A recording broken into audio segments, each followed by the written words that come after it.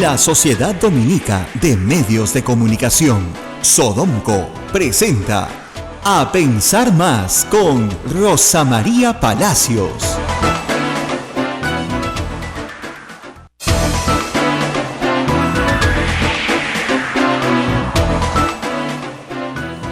Señoras y señores, muy buenos días. Bienvenidos a Pensar Más con Rosa María Palacios a través de las emisoras de la Sociedad Dominica de Medios de Comunicación.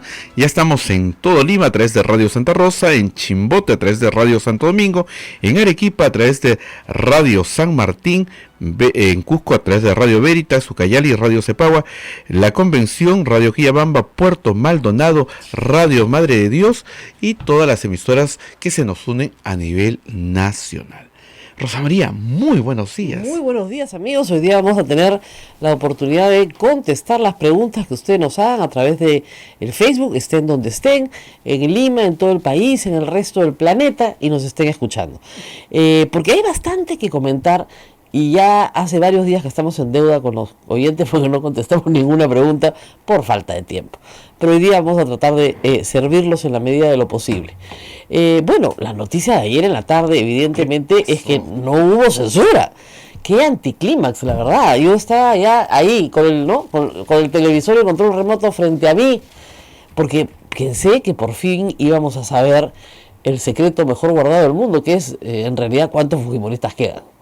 No, porque en este momento evidentemente no lo sabemos. Y no lo sabemos porque Luz Salgado, como secretaria general de su partido, apareció minutos antes de lo programado para decir que retiraban la moción de censura. Lo cual primero, bueno, es una falta de respeto, porque habían asistido ya los congresistas a la sesión. Estaba por empezar. La habían citado con punto único de agenda. Qué pérdida de tiempo, ¿no? Y ayer no se ha podido discutir nada porque no pudieron variar la agenda del Pleno en tan poco tiempo. Entonces lo que logró el fujimorismo es que se perdiera un día. Básicamente, se perdieron un día. Nada más. Todo lo demás es derrota, y derrota con papelón. Ese es el problema.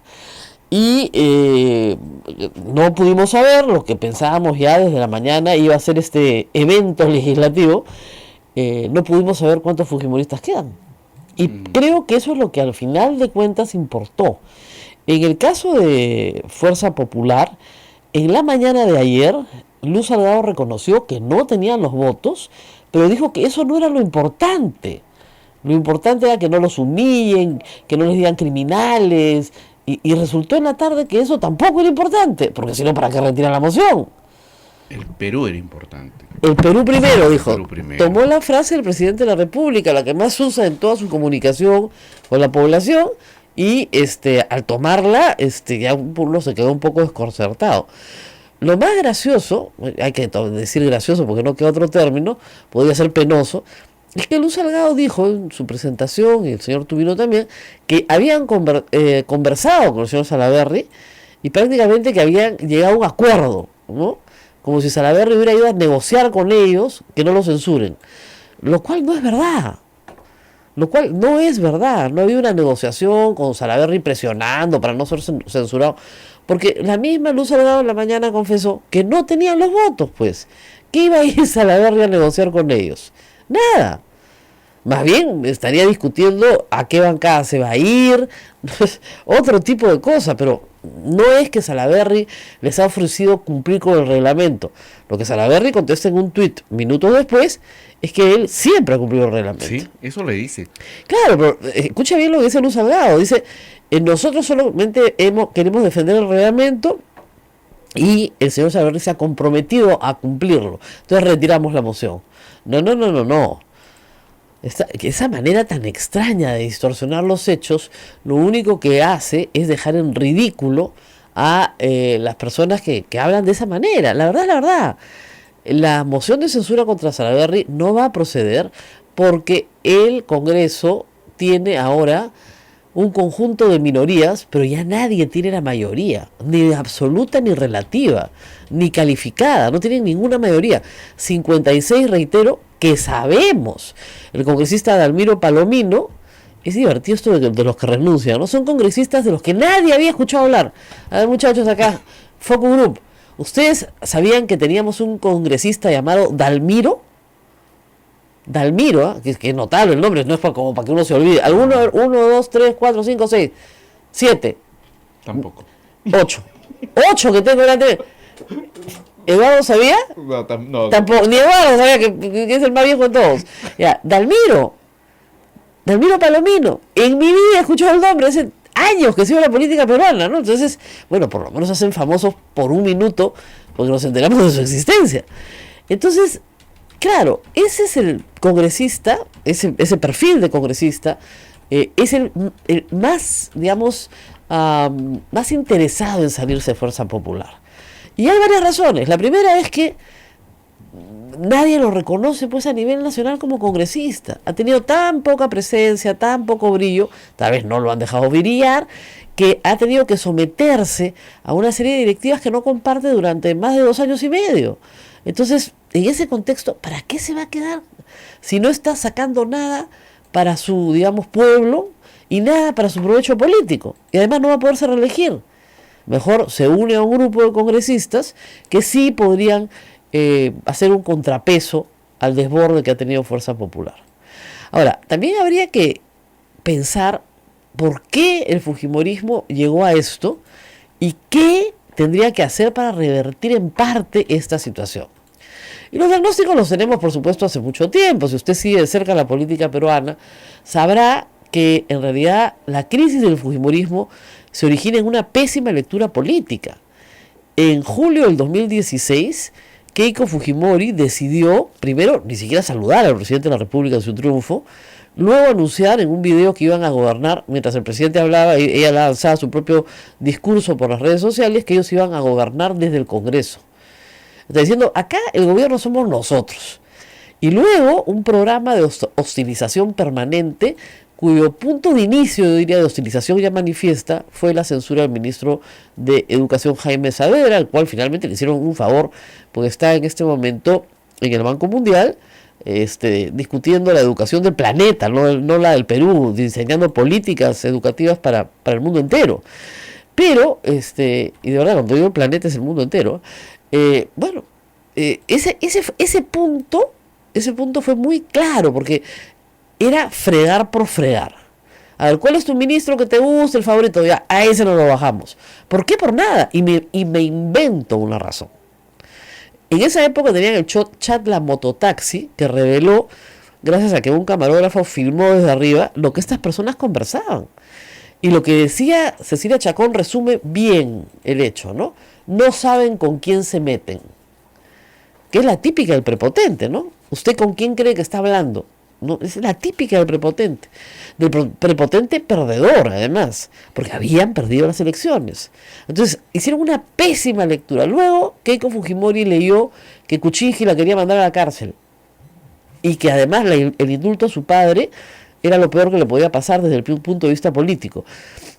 No fue así. Su padre estuvo en libertad casi 10 meses, nunca hizo nada contra ella.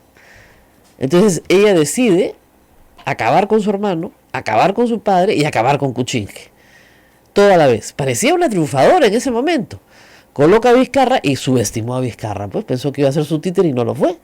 Y todos estos actos han sido permanentemente acompañados por la bancada.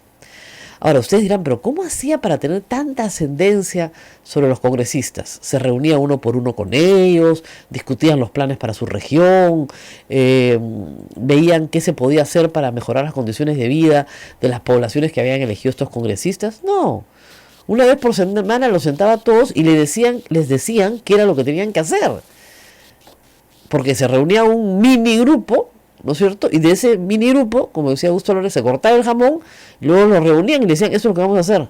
Sin duda ni murmuraciones, ¿no? Fulano va a ser presidente del Congreso, el otro va a ser no sé qué, tú vas a ser el vocero. O sea, no había ni siquiera una participación, digamos, electoral. Vamos a elegir a los voceros. No, ya venía todo con órdenes. Y luego tenías llamadas a tu escaño. Te llamaba Ana Vega o Pierre Figari para decirte cómo tenías que votar. Todo esto está narrado por varios de los disidentes de hoy Fuerza Popular, no estamos inventando nada. Entonces, ya sea amedrentándote con procesos en la Comisión de Ética, ya sea amedrentándote con las falsedades que pusiste en tu hoja de vida, ya sea extorsionándote de alguna manera, te obligaban a mentir o te ofrecían cosas que finalmente no se cumplían.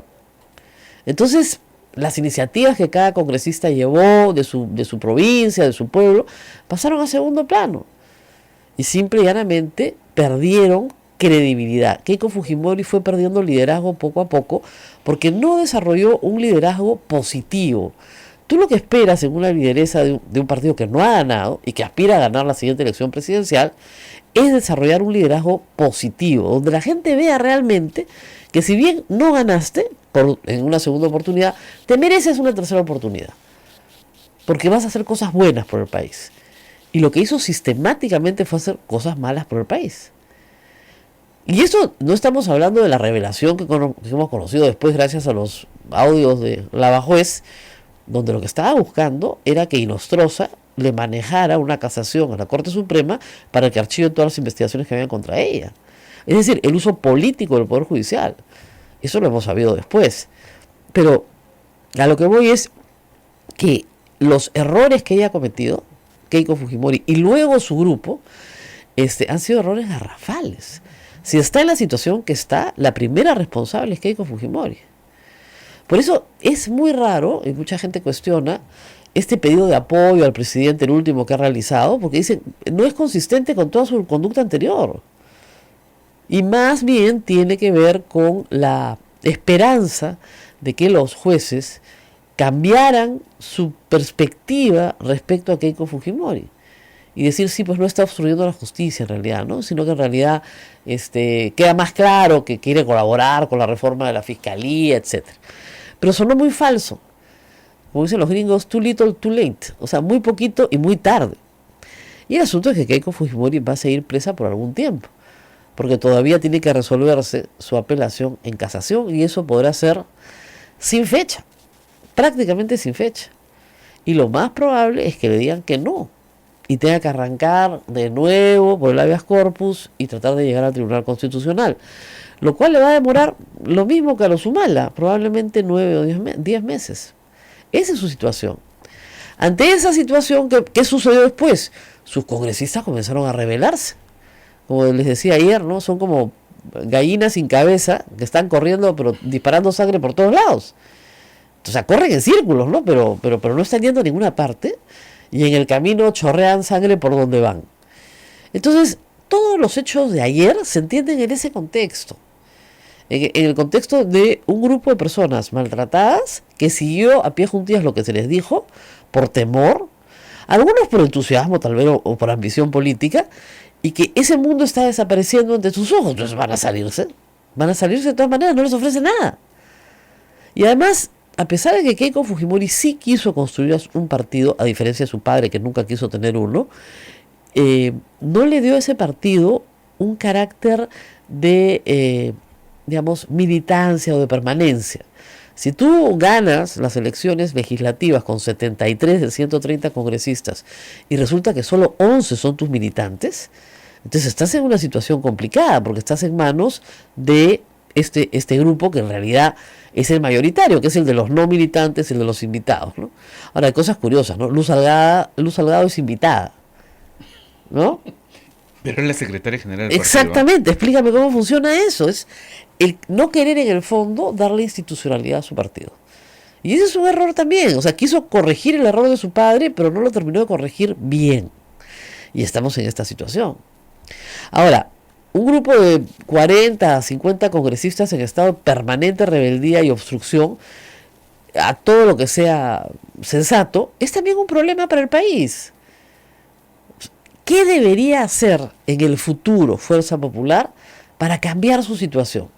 A ver, vamos a darle una ayudita a Fuerza Popular, porque de verdad que la necesita y a gritos. Lo primero es que un buen líder político, puede seguir siendo un buen líder político desde la cárcel, ¿eh? Ejemplos en la historia del Perú abundan. Si no, miremos el APRA. O sea, Aya La Torre siguió siendo el jefe a pesar de que estuvo 5 años metidos en la Embajada de Colombia. Y además era un hombre honorable. Se podía discrepar de sus ideas políticas, de sus métodos, pero no de su honestidad. En el caso de Keiko Fujimori tiene una mochila muy grande, como ella misma lo dijo en Harvard. Ella dijo, estamos cargando con los errores de otros. Bueno, ahora está cargando con sus propios errores. Entonces, tenía que tener un liderazgo positivo. En política, yo recuerdo que Luis Bedoya Reyes tenía una frase que a mí me gustaba mucho, que era para el adversario incluso el perdedor, ¿eh? Puente de plata. Puente de plata, que significa tú tiende la mano y di que van a trabajar juntos. Eso es lo que es un liderazgo positivo. Keiko Fujimori no le quería dar ni la mano al presidente. Acuérdense ustedes que tuvieron que reunirse en la casa del obispo de Lima y que antes de hablar los hizo rezar. De rodillas salió la foto. Sí. Notable foto. Sí. Que no debió haber sido publicada nunca si hubiera habido un buen equipo de prensa en Palacio de Gobierno, pero o debió haberse negociado mejor ese tema. Pero no quería ni darle la mano. Tuvo que entrar a la iglesia, digamos, para tratar de que siquiera se miraran. Obstrucción tras obstrucción que ha atrasado mucho el desarrollo del Perú, mucho, que no le ha brindado nada al pueblo que los escogió. Por eso se hace tan risible cuando la señora Salgado el día de ayer sale que lo hacen por el Perú, ¿no? El Perú primero. El Perú Y dije, primero. se convirtió en Vizcarra. Esa es una frase que se utiliza en todas las comunicaciones del Ejecutivo, que es una frase que dice el presidente cuando asume el mando en marzo del año pasado. Y ella la asume como propia. De repente no se dio cuenta, ¿no? Y luego, lo que tiene que dejar de hacer el fujimorismo es de tratar al pueblo como si fuera idiota. A sus congresistas, en fin, los ha tratado así muchas veces, pero al pueblo no le puedes decir cosas que ante los ojos de todos son un disparate. Sus voceros dicen disparates, todo el tiempo están diciendo disparates, lo único que termina la gente es riéndose en su cara. Los psicosociales que lanzan, por ejemplo, en unión con Alan García, no les convienen para nada. Es decir, Alan García tiene su propia agenda. Ellos han asumido la agenda de Alan García. Alan García ahorita, por ejemplo, está dirigiendo una campaña para decir el otro es más corrupto que yo. Ya, eso no resulta nunca. Ha desarrollado una campaña para gritar a ladrón, a ladrón. Entonces están protegiendo a PPK, a Toledo, a Humala, a Villarán. No, nadie los está protegiendo, están todos procesados. Bueno, investigados hasta el momento, pero a punto de ser acusados. ¿Quién los está protegiendo? ¿Quién? O sea, ¿Vizcarra está protegiendo a Susana Villarán? ¿Vizcarra está protegiendo a Toledo? Ni siquiera a PPK. Y luego todos son corruptos, ¿no? Entonces tú dices, oye, la señora Villarán tiene impedimento de salida mucho antes que Alan García y no ha pedido asilo en ninguna embajada. No ha tratado de huir. Se ha quedado acá y afronta su proceso que tiene que tener un principio y un fin, ¿no? En algún momento tendrá que terminar. Alejandro Toledo no lo puede perseguir la justicia porque se escapó del Perú. Antes de que hubiera una orden de captura, hoy día tiene prisión preventiva. Si capturan a Alejandro Toledo y finalmente se le logra extraditar, se va a la cárcel apenas pise suelo peruano. El señor Humala estuvo 10 meses, casi 10 meses preso. Alan García se muere de miedo de estar un día preso. Y la misma Keiko Fujimori lo dijo en un tuit. Yo me quedaba acá. Y lo dijo bien claro. Y hacía referencia a su padre y a Alan García, los que huyen. Yo me he quedado acá. Culpable o inocente me he quedado acá. Entonces, ¿por qué el fujimorismo va a utilizar la agenda de Alan García? Es inaceptable. Y cuando los necesitan, como ayer, necesitan sus 5 votos para censurar a Salaverry, le dicen no. Porque claro, los apristas tienen una mejor lectura política, saben que es un suicidio promover la censura de Salaverry. Les conviene tener a Salaverry, que además ha sido aprista. Como yo digo, aunque eso nunca se deja de ser. Pero es como el sacerdocio, ¿verdad? Nunca deja de ser sacerdote.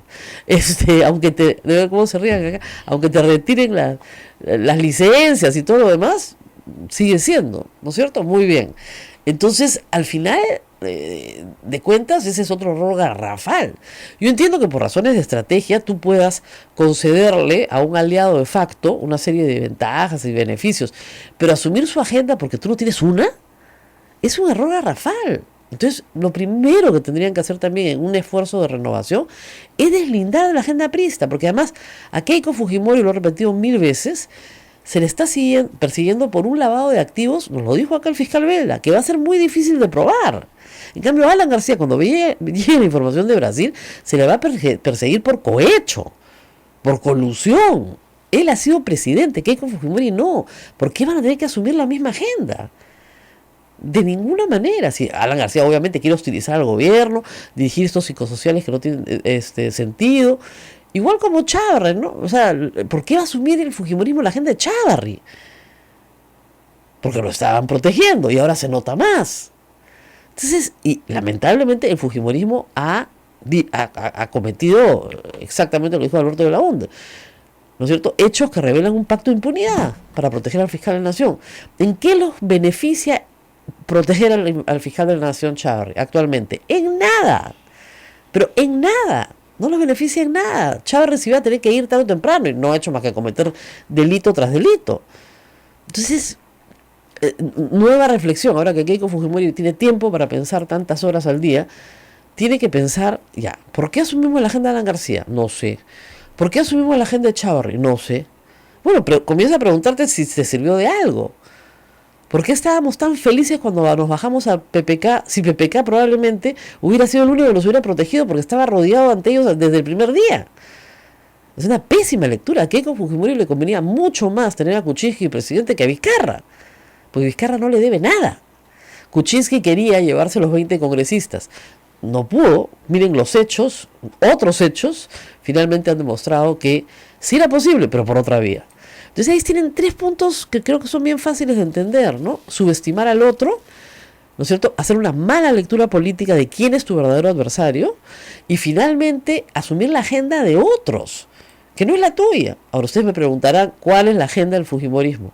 No tengo ni idea, salvo la de la impunidad, porque no hay otra. O sea, ¿cómo es posible que ellos mismos permitan que, por ejemplo, Donaire siga en el Congreso? ¿Cómo permitieron tantos meses que Vinicio Ríos siguiera en el Congreso? ¿Cómo permiten que Mamani no sea juzgado? Todas esas cosas también. Primer paso, todo lo que tenga avisos de corrupción, aunque sea nuestro, sale. 2, comenzamos a apoyar una agenda anticorrupción, aunque parezca ridículo, pero y para que les crea la gente pasarán muchos años. Si no, si siguen por el mismo camino, en 2021 desaparecen, pierden la inscripción. Yo no creo que saquen ni 5% de los radicales, porque la gente verdaderamente radical va a buscar opciones más radicales todavía, y serán siempre una minoría. Entonces, de repente pierden la inscripción, y Keiko sigue presa, además, porque está en este momento bajo una prisión preventiva de 36 meses. Ni siquiera va a poder bueno, sí puede postular en tanto no tenga sentencia, ¿no? Pero va en camino a la destrucción. Entonces, de verdad, estas cosas no las digo con maldad, no es que quiera fastidiarlo, sino que se sienten un minuto y piensen, ¿no es cierto?, todo el daño que se han hecho a sí mismos, porque no se lo han hecho otros. Ayer Luz Salgado prácticamente lloraba ante las pantallas, ¿no? Con una voz, ¿por qué nos tratan así? Bueno, ponte a pensar cómo has tratado tú un montón de gente. Empieza por ahí. ¿Qué culpa tenía el ministro de Educación, Jaime Saavedra? Le imputaron una compra de computadoras que era un disparate completo. ¿O qué están haciendo, por ejemplo, con Pedro Cateriano? Una y otra vez. Le han vuelto a iniciar un proceso. ¿No? Por el caso Luz Verde, famosa, archivado 2 veces en la Fiscalía. Ya está archivado, cosa decidida. Ahora le quieren meter una acusación constitucional para inhabilitarlo para la política. Esa es la venganza del APRA por el viaje a Uruguay. Se puede entender, porque esa es la manera en la que ellos operan. Pero que, de nuevo, Fuerza Popular asuma esa agenda. ¿Por qué? ¿Por qué tiene que asumir la agenda del APRA? Y eso deben pensar muchísimos congresistas independientes de Fuerza Popular que dicen, yo vine invitado acá para hacer cosas para mi pueblo, no he hecho ni una y me estoy comiendo todas estas peleas que no son mías, son las del APRA. Si no, hubiera postulado con el APRA, ¿no? En fin, vamos a hacer una pausa, regresamos con preguntas. Tenemos bastantes preguntas. Ya, vamos a la pausa. Una batería de preguntas. Hoy día, como usted sabe, terminamos temprano, porque tenemos la misa del Señor de la Justicia, así que vamos con las preguntas. Habíamos tuiteado que estaba la doctora Cruz Silva. Lamentablemente ha tenido un problema con el carro. Un problema y nos acompañará el día lunes, nos ha prometido. Así que 1000 disculpas. Bueno, vamos a la pausa y volvemos.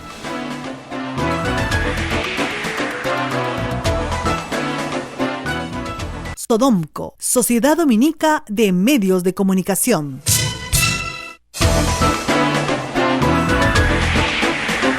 8 de la mañana con 29 minutos, 8 con 29, estamos a través de la Sociedad Dominica de Medios de Comunicación y Rosa María, tenemos muchas preguntas del público. Eso es lo que necesitamos. Y vamos a empezar por la pregunta de José Alejandro Godoy, que nos escribe, dice, hoy Alberto Fujimori cumple 100 días en la Clínica Centenario. ¿Cuándo lo tendremos de vuelta en un penal y de qué forma? Claro, pues la Clínica Centenario, lo mínimo que podía pasar es que cumpla 100 días, pues ¿qué? Y si por él fuera 100 años. En realidad esto es una arbitrariedad donde, digamos, el sistema judicial se está haciendo un poco la vista gorda. Y la sociedad también. Es algo así como, mira, no vas a ser libre, pero que te tengan en buenas condiciones.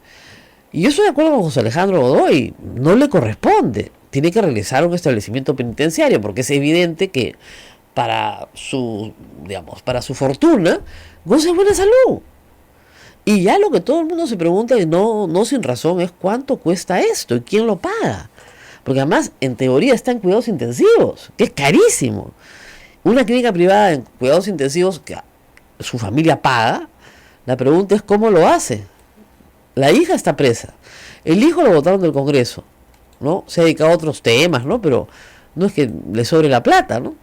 El hermano ya está en Japón de regreso, mandará plata, no sé, pero ¿cómo lo pagan? Y el presidente vivía con su sueldo de presidente. Sí, nada más. Algo de 2.000 soles creo que recibía. Claro, mientras estaba en la Diroes, efectivamente el Estado lo mantenía, ¿no? Le daban de comer, tenía un techo sobre su cabeza bien cómodo, su jardincito, ¿no? Su sala para recibir, todas las comodidades. Pero ¿quién paga esto? ¿Quién pagó la casa de $5.000? $5.000 costaba el alquiler de esa casa. Entonces, ellos mismos tienen que darse cuenta de que esto, para, digamos, la reputación de su padre, si es que les interesa en algo, es pésimo. Pésimo. O sea, ¿cuánto vale la cuenta de la Clínica Centenario? Salvo que sean los propietarios, pues de la Clínica Centenario no nos hemos informado, pero de verdad que no tiene ningún sentido tener en realidad a una persona 100 días en un hospital cuando no está enfermo. Ahora, no es el primer caso, ¿eh? Han habido varios, gente que se mete 9 meses a un hospital, etcétera, pero en este caso, digamos, no tenemos un problema de verdadero estado de salud precario, en absoluto. Entonces, la verdad es que no tiene ningún sentido que se mantenga en la Clínica Centenario. Y ya sería hora de que el juez de la causa, que es en realidad un juez supremo, se ocupe de este asunto y ponerlo en el establecimiento que corresponde. Sus abogados han tenido el éxito de mantenerlo en un lugar que no le corresponde por tiempo casi ilimitado. Pero 100 días parece un plazo más que razonable para que vaya inmediatamente a la Diroes, donde probablemente va a estar más contento. Además, porque tiene muchas más comodidades. Claro, tiene un huerto, tiene para pintar. Claro, tiene las visitas más restringidas y el problema es que como Keiko votó a su hermano en el Congreso, ya no tiene el privilegio de entrar y salir a la hora que le dé la gana. O sea, los congresistas entran y salen a los establecimientos penitenciarios a la hora que le dé la gana, en la medida en que son congresistas y tienen derecho a hacer, inspecciones inopinadas para saber cuál es el trato que se da a los presos. Basados en ese principio, los fujimoristas desde el año 2000, fue en las elecciones 2005 que regresa Fujimori, llega al Perú en el 2007, han entrado y salido de la Diroes durante 11 años como les daba la gana. Y Keiko sabía perfectamente que su hermano Kenji tenía ese privilegio. Y él era el que se ocupaba de su papá, el que le llevaba la comida, el que le llevaba los gustos, lo que quería, sus pinturas, el que lo visitaba, lo acompañaba horas de horas, cosas que ella no hacía. Ahora solamente van a poder entrar y salir en los horarios de visita, que son bastante más restringidos de ir a la hora que me da la gana y salir a la hora que me da la gana. Porque Kenji entraba pues a las 8 de la noche y se iba a medianoche y nadie le podía decir que no. A los demás sí. Y tampoco puede visitar a su hermana. Podría entrar y salir todos los días que el resto no puede. Pero él ahora no puede porque lo han sacado del Congreso. ¿No? A veces por hacer el mal terminas haciéndote el mal a ti mismo. ¿Ok? Entonces sí, debería en efecto empezar ella por promover el regreso de su hermano Kenny a su bancada, aunque no esté en su bancada, sino en la suya propia, y así tener una persona que se ocupe permanentemente de su papá, y no obligar a sus otros dos hermanos o a regresar de Japón, o de Alemania, o de ocuparse de lo que nunca se han ocupado. Complicado, ¿no? La verdad. Hay un tema personal, familiar, bien complicado ahí. ¿Qué más tenemos? Más preguntas. Alejandro Calven pregunta, ¿qué opinas de Vilcatoma? ¿Es la luchadora anticorrupción? No. pintaban? La señora tiene un problema bien serio de ubicación en el espacio y en el tiempo, ¿no? Por llamarlo de una manera más o menos educada. Miren, desde el incidente que ella tuvo como procuradora con el ministro Fialo, era perfectamente claro que tenía un serio problema de ubicación en el tiempo y en el espacio, ¿no? Yo recuerdo haberla entrevistado en Exitosa y cuando le pregunté, ella ha sido fiscal, ¿eh? Le pregunté cuál es el delito del cual usted acusa al ministro de Justicia y por el cual él ha tenido que renunciar. Y ella dijo, me reservo. Entonces yo la miré, ¿cómo que se reserva? Si usted no puede señalar cuál es el delito en el Código Penal, ¿de qué lo está acusando? Hasta hoy día no lo acusa, de absolutamente nada, porque nada había. Nada había. Ella denunciaba que había un pacto con Odebrecht de impunidad. Todo eso estaba en su cabeza. Y cuando él se lo quiso demostrar, lamentablemente el gobierno de Humala era sumamente impopular y nadie le creía al ministro, le creían a ella. Y cierta prensa, hay que decirlo, la convirtió en heroína. Cuando llegó al Congreso, lo primero que hizo fue pelearse con Úrsula Letona, porque ese tipo de personalidades busca la permanente figuración, que creen merecer y que no obtienen. Y se peleó con Úrsula Letona porque Úrsula Letona le dijo que su propuesta de crear una Procuraduría del Estado como si fuera un órgano constitucional autónomo era francamente un disparate, cosa que cualquier abogado sabe, y aparentemente esta abogada no sabe. Y luego nos enteramos de cómo fue que llegó a tener la notoriedad que tuvo.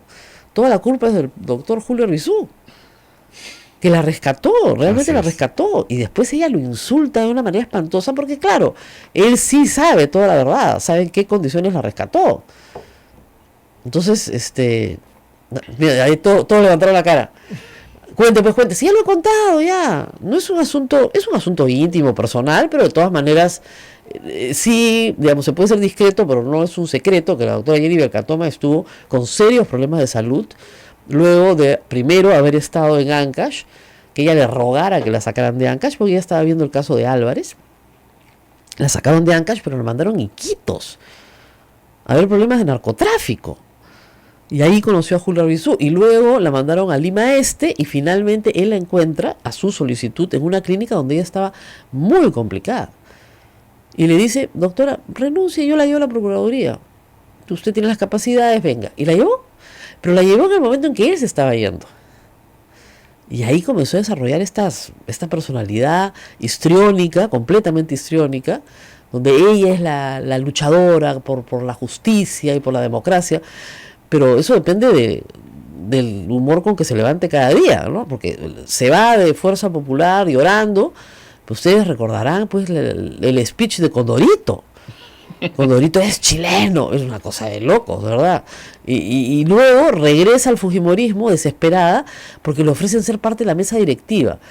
Otro error garrafal del fujimorismo, que no tiene una lectura política clara.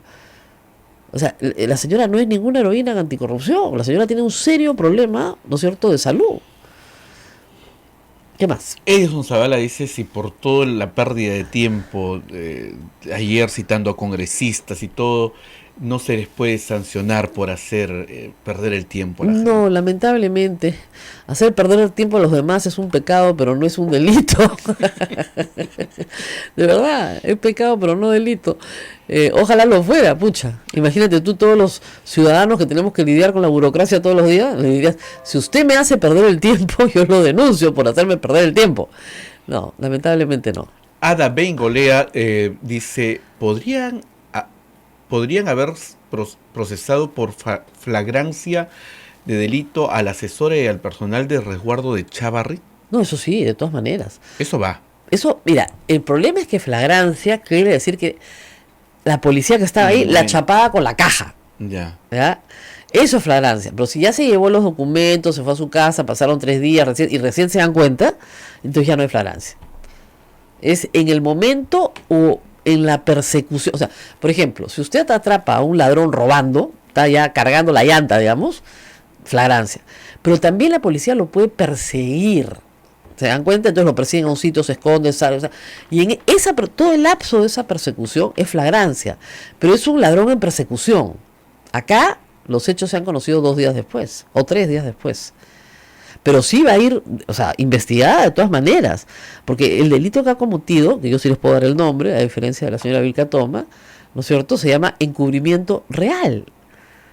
Y en el caso de Chávarri, las fotografías de ayer demuestran que hubo también el mismo encubrimiento. Y hoy día la República publica Sí. un testimonio de...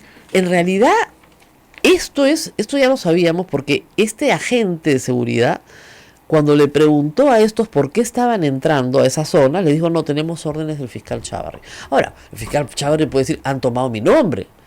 Sí, pero el problema es que el fiscal Chávarri aparece en esa zona, con las mismas personas que dicen que están obedeciendo órdenes de Dice Chávarri. que es muy grande, ya salió con Ahí un decía, planito. le y- dijo que era un piso enorme. Sí, toda una cuadra de... Sí, que él está por la esquina de Iraoka y Sí, estos sí. entraron por la esquina del Congreso, más una cosa rarísima, ¿no? O sea, como si la avenida Bancay pues tuviera, no sé, 10 cuadras más o menos. No tiene pues 10 cuadras, tiene una cuadra nomás. Pero ahí él mismo se contradice un poco porque dice que él tiene dominio de toda la zona. Sí, porque claro. eso pertenece a la oficina del fiscal de la nación, todas esas oficinas. Entonces, si tiene dominio de la zona, ¿por qué no sabía lo que estaba pasando? Esa es la pregunta. Sí, es bien, bastante sencillo, ¿no? A mí lo que me preocupa es que este señor ha sido fiscal durante, creo que 30 años.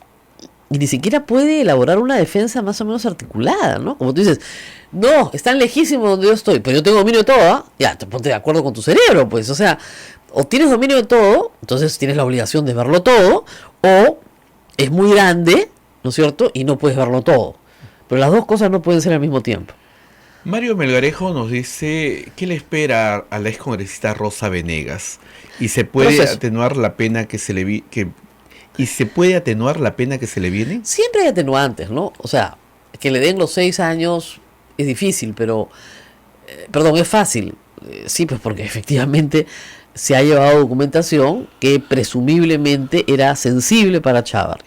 Ahora, ella puede decir más adelante que, porque además luego ha mentido ante los medios de comunicación, ¿no? Le pido disculpas al doctor Chávarri por haber hecho esto, haberlo complicado. Oye, el doctor Chávarri está parado a tu lado cuando tú has salido de la oficina. ¿Cómo que le pido disculpas? Si él sabía perfectamente lo que habías hecho.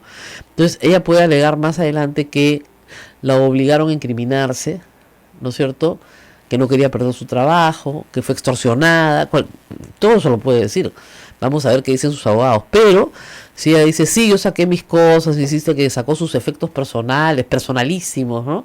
De una oficina que no es la suya, en su trabajo nadie tiene efectos personalísimos, salvo que sean por la foto de tus hijos, que la verdad que puedes esperar, porque no se le va a llegar a José Domingo Pérez. Si son personalísimos, ¿no? Su kit de maquillaje, ¿para qué lo quiere José Domingo Pérez? Pues, ¿no? O sea, es ridículo. Y además, no eran efectos personalísimos, eran files, eran documentos. Entonces, no. Si ella, digamos, colabora, sí, efectivamente, colabora y dice, ¿sabe qué, señor? No tienen que investigar nada, me declaro culpable. Eso se llama condena anticipada. Es decir, yo le pido a usted que me condene. Lo que ha hecho Antonio Becerril, que es de lo más inteligente desde el punto de vista de cuánto tiempo vas a pasar en la cárcel. Le han clavado 4 años, pero suspendida. Con lo cual, va a firmar su cuaderno todos los meses. Sí, pues se declaró culpable, pero ni un día cana. Es muy diferente que digas yo no he hecho nada malo. En muchos casos la mejor sugerencia del abogado, aun cuando seas inocente, es declárate culpable. Y vas a ir mucho más rápido en el proceso, te van a juzgar el primer día, no va a haber investigación fiscal, el fiscal te acusa, punto, tú reconoces todos los hechos, o sea que no son controvertidos, y el juez te impone la pena.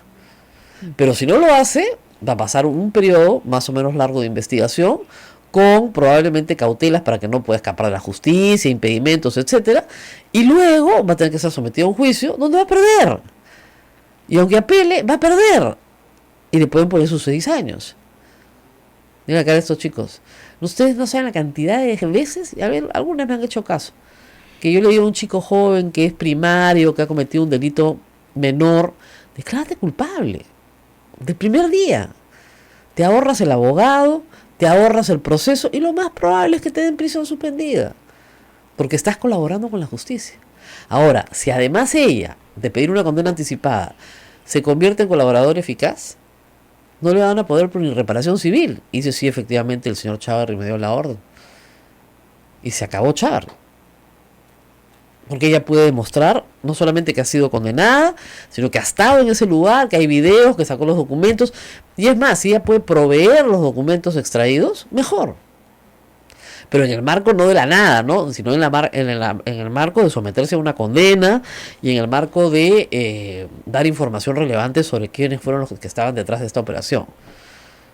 Pero no me van a hacer caso, nunca me hacen caso. Porque pasan 8 años litigando y al final, de verdad, si ustedes, chicos, están alguna vez en un problema por negligencia, por último, van y le cuentan toda la verdad al juez. Y dice al señor juez, por favor, porque ustedes saben que cuando uno da su consentimiento para una condena anticipada y cuenta todo, te pueden poner por el juez puede, el colegiado, en realidad son 3 jueces, puede imponerte una pena por debajo del mínimo establecido en el Código Penal.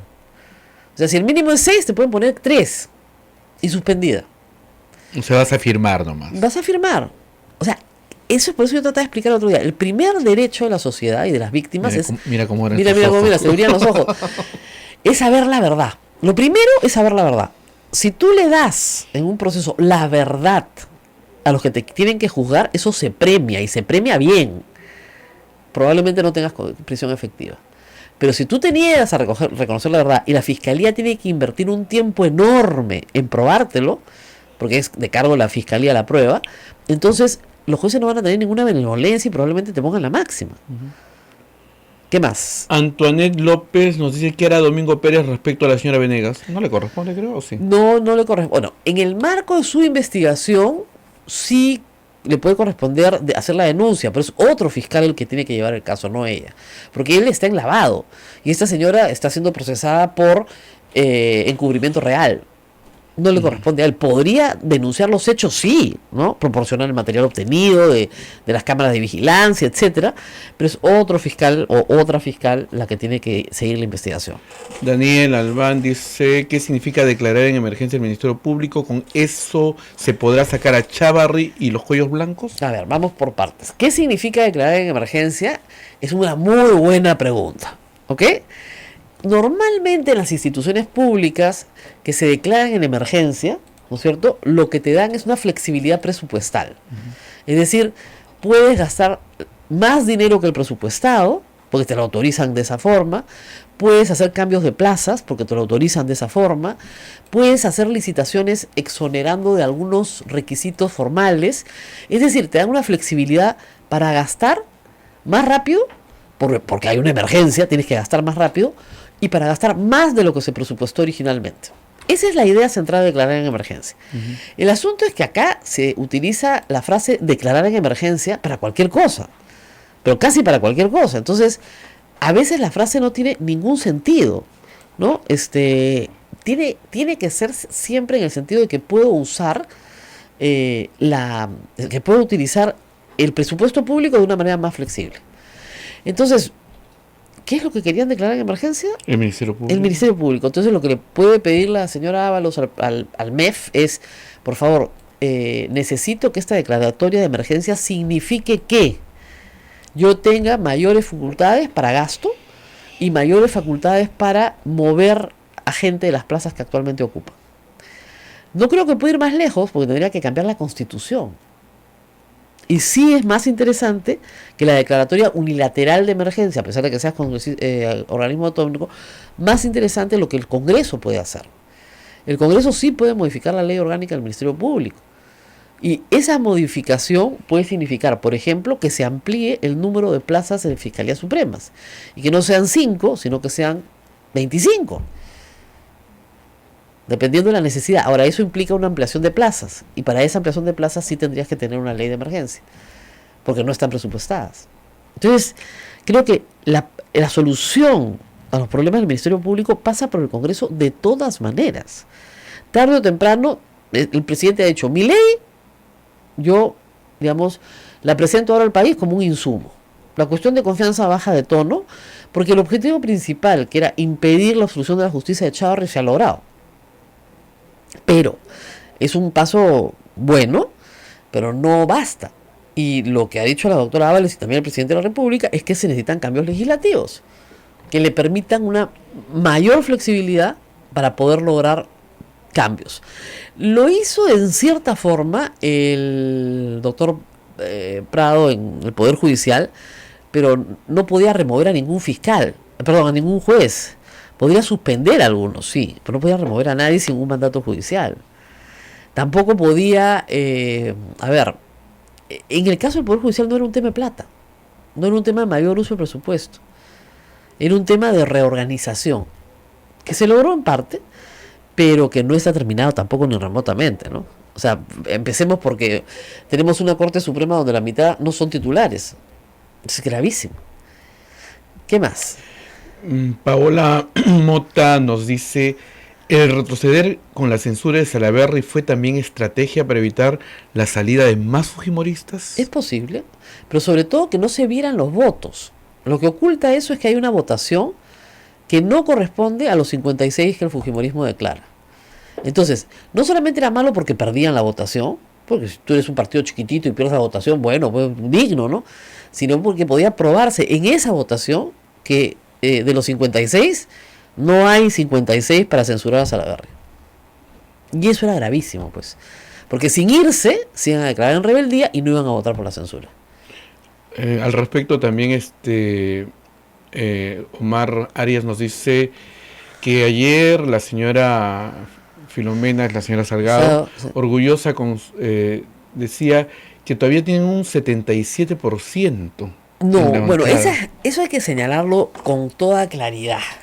No tienen un 77% del Congreso, ¿ok?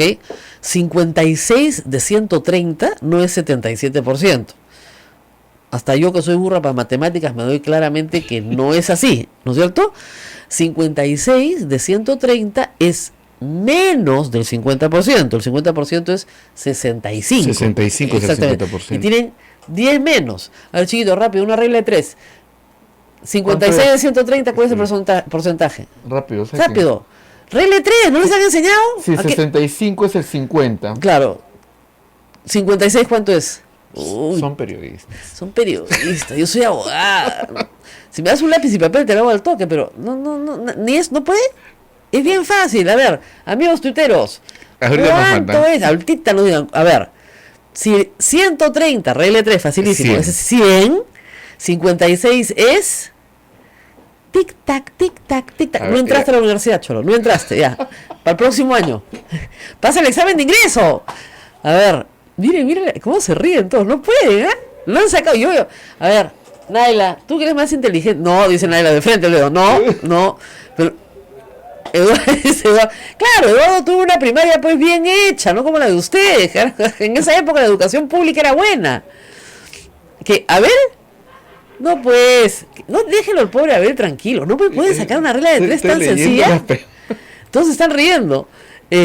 Ay, bueno, vamos a ver. A ver, les voy a sacar la regla de 3 en un minuto, pero qué graciosos son estos chicos, ¿eh? A ver, no puede, nada más me he dado cuenta que ni siquiera pueden formular. ¿De verdad no les enseñaron regla de 3? ¿Qué es, ah? Me dicen así, ¿qué regla de 3? Ni le intentan. Ni lo intentan. ¿Sabes qué? Yo te aseguro que ya en mi celular debo tener 100 respuestas. ¡Ay, qué burros son los que estudian ahí! En fin, vamos a hacer pausita. A ver, les voy a dar ventaja, chicos, ¿ya? Con sus calculadoras. ¿Ya la tienes? 43, buena, 43%. Muy bien. Todos los días aprenden los que trabajan conmigo. 43%. Muy bien. Entonces, ya después el 70. ¿Cuánto dijo? 73%. 77%. Pobrecita, tampoco fue. Creo que estudia en el mismo colegio que estos chicos. Estudia en el mismo sitio que estos chicos que están conmigo acá. Que no hay otra explicación. Entonces, 43% le da una participación a Fuerza Popular en todas las comisiones de 43%. Ya no tienen mayoría en ninguna comisión. Y como se han reconocido nuevas bancadas, esas nuevas bancadas también tienen derecho a colocar sus representantes, no en todas las comisiones, pero en las que alcancen. ¿Ok? Entonces, la primera cosa que se va a hacer es reestructurar la Comisión de Acusaciones Constitucionales. Este señor Segura tiene que irse y cuando termine su mandato será procesado, porque durante 6 meses se ha tratado de sacar adelante las acusaciones contra Chávarri y él lo único que ha hecho, no, yo las voy a tramitar en orden alfabético, no, en orden alfabético no, porque la C llega rápido. En orden de llegada. Y hay más o menos, 250, sí, que la mayoría deberían pasar a archivo, porque son venganzas, en fin. Por ejemplo, el caso de Pedro Cateriano, que es ridículo, ¿no? Había denuncias constitucionales contra gente que ya fue procesada en el Poder Judicial. Pero en fin, entonces esa comisión tiene que reestructurarse y también, y esto es mucho más serio, la comisión permanente, donde el fujimorismo tiene mayoría absoluta. La comisión permanente ya no tiene mayoría fujimorista, no la puede tener con 43%. Entonces, mire, mi voz se escucha por otro micrófono. O sea, 43% obliga a que la comisión permanente cambie en su composición.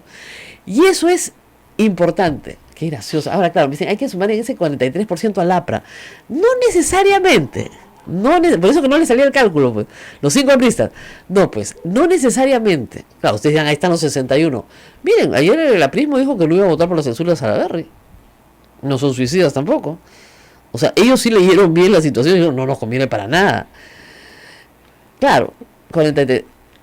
Todos nos han mandado respuestas, pero Jaime nos manda las respuestas con milésimas, ¿no? Con décimas, claro, bien hechecita. Pues hay los ingenieros que no admiten ni siquiera un número.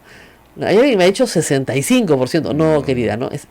Acá me dicen 43.07. 43, ¿no? Entonces, ese es, pero la mayoría sí le han acertado rapidito. Ahí me pone 42, pero los que saben ponen 43.07 o han redondeado a 43.1. Pero nada de eso es más del 50%. Nada. Entonces, no tienen pues más de la mitad del Congreso, no pueden tener más de la mitad de comisión permanente. ¿Y qué pasa?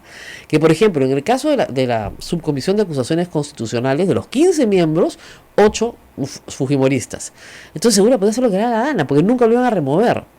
Pero si mañana ya no son 8 fujimoristas, sino 6, ¿se dan cuenta ustedes la diferencia? Y los otros 9 son de los otros partidos, entonces ya no tienen control. Y esos 9 pueden reunirse, votar y censurar al presidente de la comisión.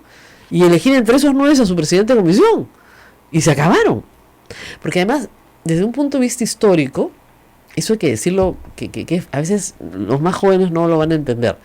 Desde el año 92 hasta el año 2000, el fujimorismo sí tuvo mayoría en el Congreso. Y no le daban ni siquiera presidencia de comisión a ninguna otra fuerza política. Ellos tenían el control total de todas las comisiones a través de sus presidencias. ¿Ok?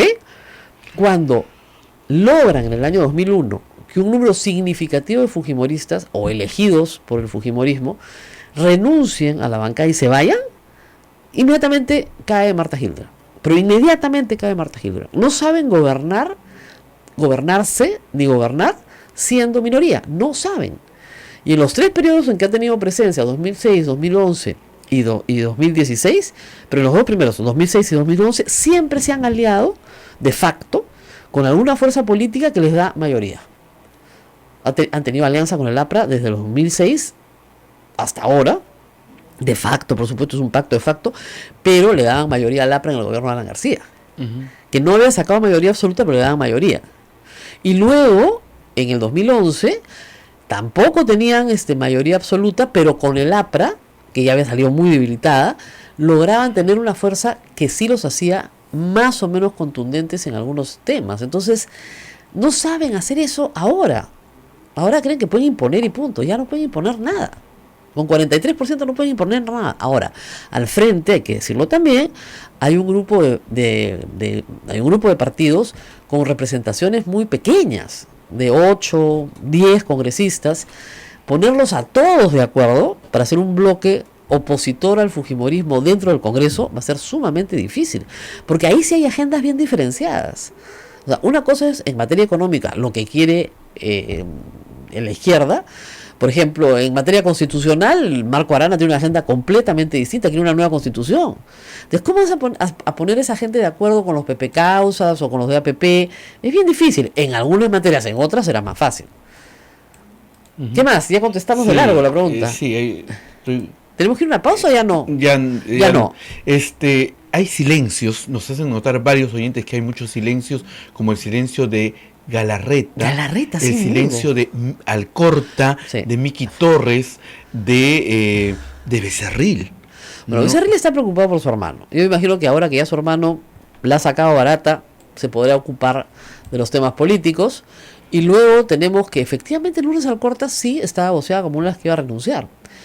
Galarreta es rarísimo, de repente tuvo pues una epifanía, ¿no? Con la epifanía el señor le llegó la suya, pero de verdad que es muy raro. Él ha sido presidente del Congreso y salvo en algunos eventos en que sale al lado de los demás colegas parlamentarios, no abre la boca. Sí. ¿Qué más tenemos? Hay varios temas, pero creo que hay un tema que no podemos pasar por alto. También la opinión sobre lo que ha dicho Maduro, del presidente Vizcarra y todo lo que ha pasado el día de ayer. Maduro, yo no sé si tiene un problema de salud para poderlo en claro, ubicación en el tiempo y en el espacio. O sea, cree que Chávez sigue vivo, ¿no? Y que está gobernando con grandes mayorías que lo acompañan, y eso es falso. O sea, el mundo entero sabe que las elecciones fueron amañadas. La oposición no participó. No habían garantías, no habían veedores internacionales, no había ninguna posibilidad de observación. Maduro controla el organismo internacional, el organismo electoral. Ya cerró un congreso, o sea, que había sido legítimamente obtenido. O sea, cuando él pierde las elecciones, cierra la institución que ha sido elegida. Punto. Le queda un al lado. Entonces, en ese contexto, y en el contexto además de una crisis social gigantesca, porque de solamente en los 2 últimos años han salido 3 millones de venezolanos, muchos de ellos a pie de Venezuela, a pie. Y se han venido de micro en micro hasta el Perú, hasta Chile, Buenos Aires, Brasil. ¿No es cierto? Toda la región tiene que en este momento soportar sobre sus hombros la crisis humanitaria que hay en Venezuela. Entonces es como si no hubiera. Él cree que esos 3 millones de venezolanos, que se suman a otros millones más, son una ilusión óptica. Y eso no es verdad. Y les dice, y los desprecian, ¿no? Dice que vienen acá a limpiar waters y, en fin, y que acá los maltratan. Bueno, ayer los venezolanos residentes en el Perú se pararon delante de la embajada de Venezuela a pegar de gritos, como en otros países del mundo, y la policía peruana ha tenido que darle seguridad a la embajada venezolana, a pesar de que no tenemos embajadores en este momento. Y la encargada de negocios ha sido llamada en consulta. O sea, la situación es pésima. Pero Maduro ha decidido pues mostrar fuerza ante su pueblo, haciéndose el machito. Muy latinoamericano, ¿no? O sea, si ustedes me siguen fastidiando, voy a tomar medidas extremas. ¿Qué medidas puede tomar Venezuela contra el Perú, por favor? Ni le vendemos mucho, ni le compramos nada. Y que yo sepa, no tiene bombas atómicas, o sea que no creo que nos pueda mandar nada. ¿Ya? Y su ejército, lamentablemente, está dedicado a darle apoyo a Maduro porque están todos metidos hasta el cuello en narcotráfico y corrupción. Ahora, la pena cuando en un país la resistencia se organiza a través del éxodo es que finalmente no hay quien se quede para combatir. Son muy pocos, aunque parezca mentira. Los que se van son los que están hartos, los que podían salir a las calles. Joanny Sánchez, con la que conversé en el Hype Festival, me decía que ese era el problema de Cuba. Que la gente no salía a rebelarse contra el gobierno, sino que salía para salir del país. Y que los cubanos que podrían estar luchando por la recuperación de la democracia en Cuba ya no están en Cuba, pues se fueron hace muchos años. Y los que no se han podido ir se irán en algún momento. Entonces, la verdad es que yo creo, como dice el presidente Vizcarra, que esta manera de comportarse es inaceptable. Y que el Perú no tiene por qué mantener relaciones con una persona que dice que no sabe ni cómo se llama el presidente del Perú. Lo cual es falso. Malcriadísimo. Claro, porque le fue cambiando el apellido, ¿no? Sí, Entonces, fue jugueteando. Fue jugueteando con el apellido. Cuando si está jugueteando por el apellido es porque sabe cuál es el apellido. Y no puede decir que yo no sé ni de dónde salió, cuando lo que no sabemos es de dónde salió el presidente, ¿no? Las medidas contra Maduro han sido fuertes en el Perú porque le han prohibido la entrada al Perú y a él y a 100 personas más de su entorno. Hay una lista, no pueden entrar al Perú. Porque en el fondo le han hecho un daño al Perú y a toda la región. Y lo que tiene que quedar claro es que estas conductas no pueden ser replicadas, ¿no? Le gustará a los cubanos, le gustará a Evo Morales, ¿no? Pero acá no puede ser replicado este maltrato. El señor Chávez llegó a la presidencia de Venezuela en 1998, ya van 20 años gobernando y se quiere quedar 6 más.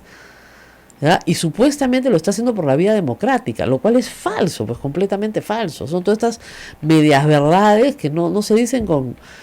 Y además con la falta de empatía absoluta y la falta de identificación con los problemas de su propio pueblo, ¿no?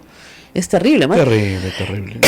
y además no solamente es la crisis de hambre, sino es la crisis de seguridad.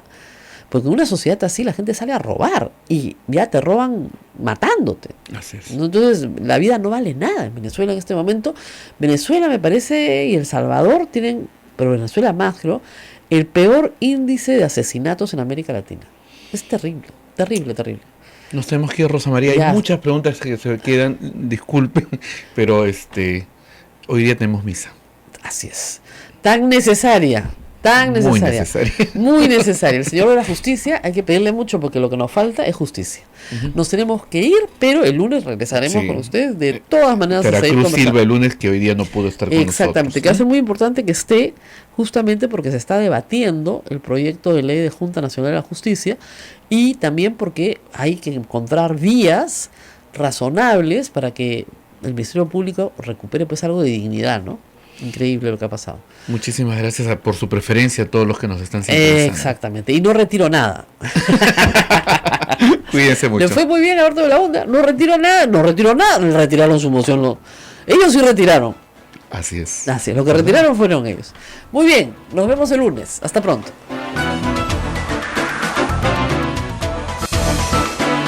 Hasta aquí, A Pensar Más con Rosa María Palacios. Este programa fue producido por la Sociedad Dominica de Medios de Comunicación, Sodomco.